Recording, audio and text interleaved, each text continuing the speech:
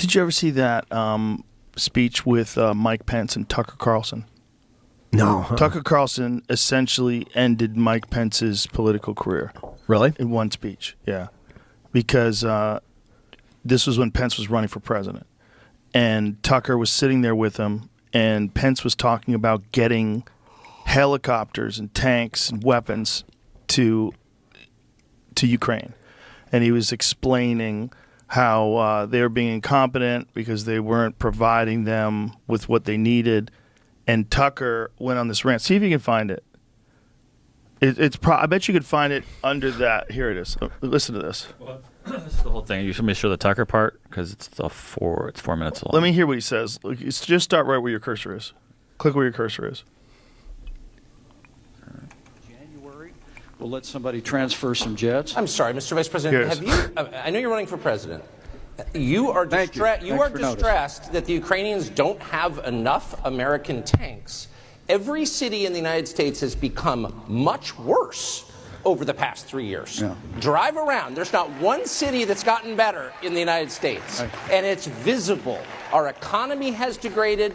The suicide rate has jumped. Public filth and disorder and crime have exponentially increased.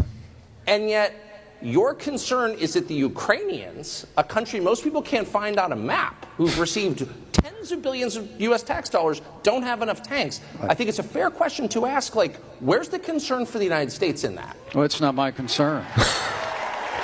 What? Tucker, I've heard that routine from you before, but that's not my concern. I'm running for president of the United States because I think this country's in a lot of trouble. I think Joe Biden has weakened America at home and abroad. And as President of the United States, we're going to restore law and order in our cities. We're going to secure our border. We're going to get this economy moving again. And we're going to make sure that we have men and women on our courts at every level that will stand for the right to life and defend all the God-given liberties enshrined in our Constitution. Anybody that says that we can't be the leader of the free world and solve our problems at home has a pretty small view of the greatest nation on earth. We can do both. And as President of the United States, we will secure our border, we will support our military, we will revive our economy and stand by our values, and we will also lead the world for freedom under my administration. I promise you. Amen. Vice President Mike Pence, thank you very much. Just that. That's not my concern. That's not my concern. What the fuck are you talking about? Why? How would you ever answer anything that way? That is not my concern. That's not your concern. No. You don't think he just made a really good point that we're really confused as to, first of all, aren't we like $1 trillion in debt? How do we have? No, we're $35.5 trillion in debt. Like, it's crazy. It's crazy. How do we have the money? How do we have the money to send to Iraq and we don't have the money to fix our cities? How can you say that's not my concern? What that is the opposite of what Trump is. Yeah. That is nonsense talk. I mean, not that he doesn't have nonsense talk, but that is not a person's real feelings. No. That is just political speech. That's just, we're going to clean up our country. We're going to preserve the right to life.